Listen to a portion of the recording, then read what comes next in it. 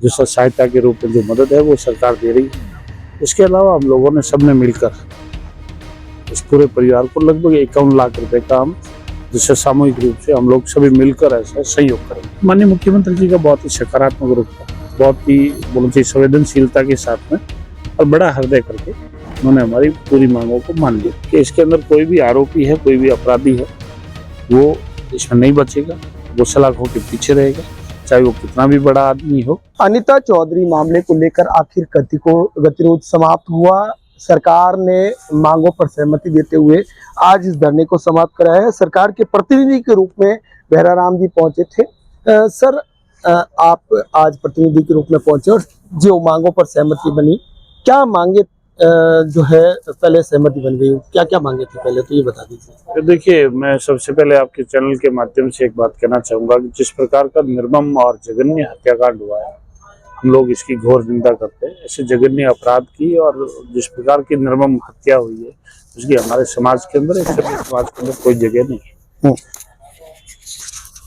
इससे पहले भी हमने वार्ता की थी और अब आज जो वार्ता हुई है उसमें बिंदु संख्या 1 पे ये था कि इस जिस पीड़ित परिवार को न्याय मिले, उसके लिए केस जो है वो कमिश्नरेट पुलिस जो है वो जांच न करके ये केस राज्य सरकार जो सीबीआई को ट्रांसफर कर दे।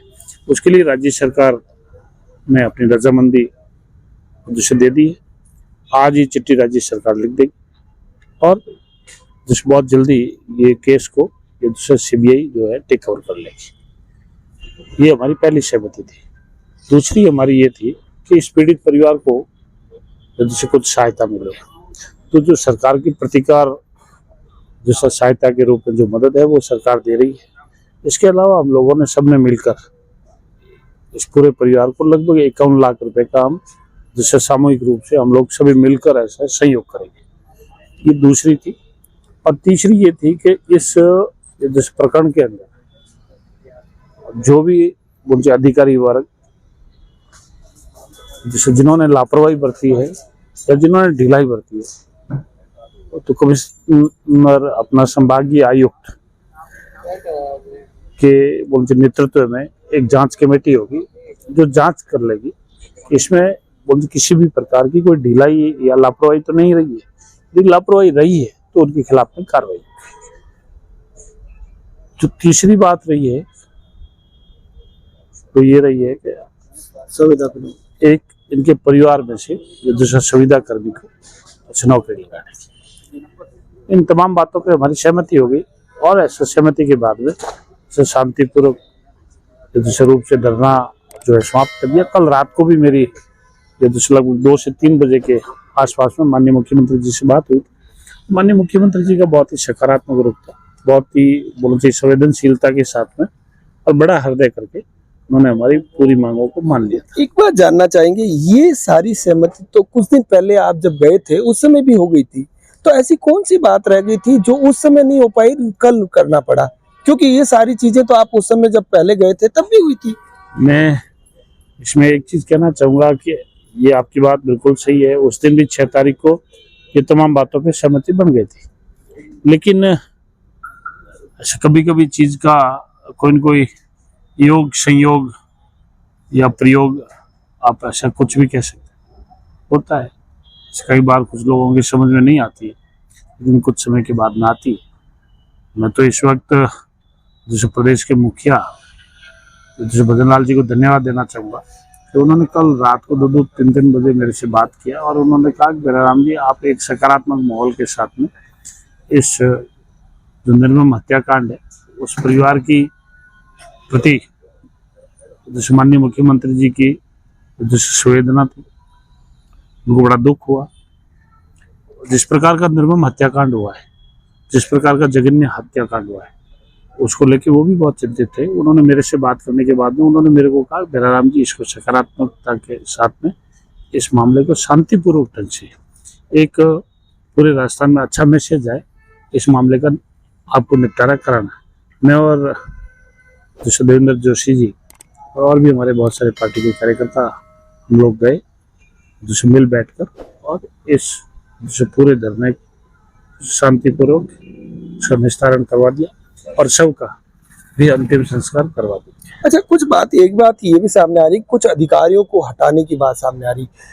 अधिकारियों को हटाने के अंदर कई नाम आ रहे हैं, 2 नाम आ रहे हैं, लेकिन ऐसा इसमें अभी जो वार्ता हुई उसमें कोई खुल के सामने नाम नहीं आए। जैसे डीसीपी को हटाने की बात सामने, क्या अधिकारी कौन-कौन है जो जिसकी लापरवाही लगती है या जांच के बाद होगा, क्या है? इसमें जब हटाने की बात, जो आपका कहना सही है कि ये बात आई थी, लेकिन सब प्रशासन की ओर से भी ये बात आई है और आम सब जनता की ओर से भी ये बात आई है कि उस अधिकारी की कहीं ढिलाई या कोई ऐसा लापरवाही रही है तो उसकी एक जांच कमेटी जो है संभागीय आयुक्त के नेतृत्व में जिसे गठित कर दिया। यदि कोई उसमें ढिलाई या लापरवाही है तो उसके खिलाफ में कार्रवाई होगी। और वैसे ही केस जो सीबीआई में ट्रांसफर कर रहे हैं तो जैसे सीबीआई अपने तरीके से उसको हैंडल करेगी, कौन सी सीबीआई का इन्वेस्टिगेशन का अपना खुद का तरीका अपना अलग है, वो अपने तरीके से उसको इन्वेस्टिगेशन करेगी। लेकिन मैं एक चीज़ आपको विश्वास के साथ एक बात कह सकता हूँ कि इसके अंदर कोई भी आरोपी है, कोई भी अपराधी है, वो इसमें नहीं बचेगा, वो सलाख होकर पीछे रहेगा, चाहे वो कितना भी बड़ा आदमी हो। यहाँ राजस्थान में अपराधियों की और जो क्राइम करने वालों की कोई जगह नहीं है इस सभ्य समाज के अंदर। और मैं समझ रहा हूँ कि जिस प्रकार का जघन्य और निर्मम हत्याकांड हुआ है, ऐसे अपराधियों को कड़ी से कड़ी सजा मिलेगी और कानून के अनुसार मिलेगी। और इसमें कोई भी आदमी निर्दोष या जो न फंसे, इस बात का भी जैसे शासन प्रशासन आम आदमी इस बात का भी ध्यान रखता है कि ऐसे प्रकरणों के अंदर कोई निर्दोष आदमी न फंसे। लेकिन जो अपराधी है वो किसी भी प्रकार से, किसी भी तरीके की चालाकी से बोलने से बचना भी नहीं चाहिए, जिससे आगे के लिए एक अच्छा मैसेज आए सभ्य समाज में। सर, आपकी सरकार की एक नीति रीति भी रही है कि जीरो टॉलरेंस पर काम करती है और कानून का उल्लंघन करने वालों के खिलाफ सख्त कार्रवाई भी होती है। लेकिन इसमें देखा गया है कि पिछले 20 दिन से गतिरोध जारी था। तमाम बातें सामने आई, कई सब ऑडियो सामने आए, सफेद पोस्ट लोगों की बातें सामने आ रही है। जो गतिरोध थमा, अब तो थम चुका है क्योंकि ये बहुत बड़ा मामला था। और अब सरकार जिस तरीके से बड़े बेहतरीन ढंग से इसको खत्म करवाया, तो अब जो आप आम जन से और लोगों से क्या अपील करना चाहेंगे कि किस तरीके से इस तरीके से किसी बॉडी के साथ बैठना ठीक नहीं है, उचित नहीं है, उसको लेकर क्या कहना चाहेंगे? आम जन से क्या अपील करेंगे? ये जैसे देखिए, जब 6 तारीख को जब मेरी वार्ता हुई, उस वार्ता के बाद में मैंने जैसे 7 तारीख को प्रेस कॉन्फ्रेंस करके आप लोगों से बातचीत मैंने किया और मैंने आपको विश्वास दिलाया था कि जोधपुर पुलिस कमिश्नरेट बहुत अच्छा काम कर रही है और मुझे जोधपुर पुलिस कमिश्नरेट के ऊपर पूरा विश्वास है और अपने काम को अंजाम देगी। 7 तारीख को मेरी जैसे प्रेस कॉन्फ्रेंस सुबह हुई थी, शाम को ही गुलामुद्दीन को अरेस्ट कर लिया था और मैंने बहुत ही विश्वास के साथ, दृढ़ विश्वास के साथ ये बात कही थी कि जोधपुर पुलिस कमिश्नरेट की जो कार्य करने की शैली है वो अच्छी है और वो अपराधियों को 0.1% भी किसी भी प्रकार की कहीं कोई ढिलाई करने वाली नहीं है।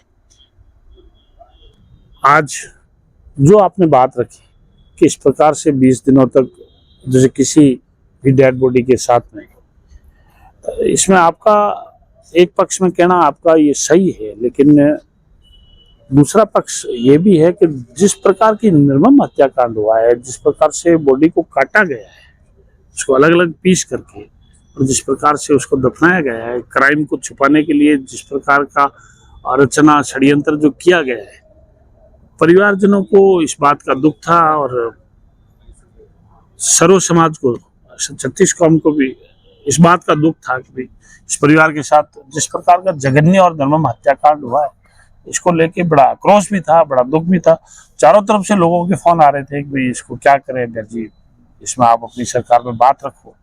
तो उस वक्त बीच में दीपावली का फेस्टिवल आ गया, फिर इधर ये दूसरे आरोपी को जो पुलिस गिरफ्तार करने में लगी हुई थी, कुछ और भी तथ्य उनके सामने आए पुलिस के, जो इन्वेस्टिगेशन का पार्ट है, जिसके बारे में मैं आपको जानकारी तो नहीं दे पाऊंगा अभी, क्योंकि वो जानकारी देना उचित भी नहीं है, लेकिन कुछ चीज़ों की जानकारी है। उसके बाद में कुछ जो परिजन भी इस बात से आशंकित थे कि हमें क्या करना चाहिए, क्या नहीं करना चाहिए।